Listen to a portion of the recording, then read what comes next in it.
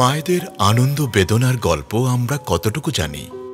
ছেলে মেয়েদেরকে রেখে চাকরি করলে অনেক কষ্ট হয় ছেলে মেয়েদের। ওই দিক চিন্তা করে আমি আমার যে স্বপ্ন ছিল যে নিজে কিছু করব, চাকরি করব বা কাজ করব, সেটার দিকে আর আমি অগ্রসর হতে পারিনি।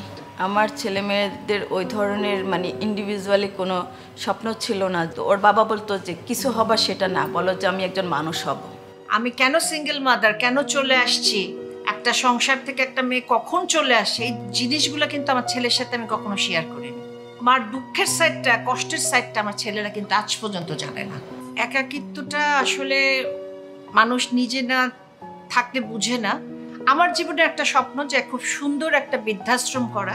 এখন আমার মেয়েদের নিয়ে আমার স্বপ্ন, মেয়েদের নিয়ে যে স্বপ্নগুলো দেখছি, আল্লাহ জানে এই স্বপ্নগুলো আমার মেয়েরা পূরণ করতে পারে। খুব শখ ছিল যে আমার একটা ছেলে ব্যারিস্টারে পড়ে আসুক। এই জিনিসটা দুঃখ থাকবে যে আমার এত দিনের কষ্ট, এত পরিশ্রম, সেটা হয়তো বা আমার পরে কেউ ধরে রাখবে না।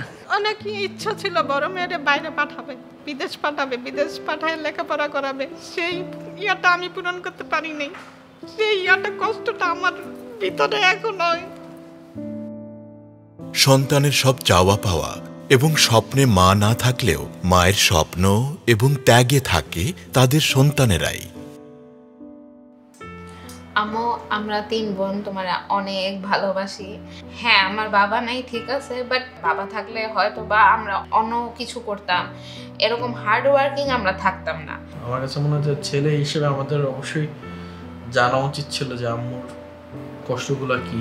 সবসময় এটা মনে করতাম যে আম্মু সুপার ওম্যান। মা মনে করেন যে আমরা যেহেতু আমাদেরকে বড় করার জন্য তার হয়তো বা স্যাক্রিফাইসটা জাস্টিফাইড, বাট আমার কখনো এটা মনে হয়নি।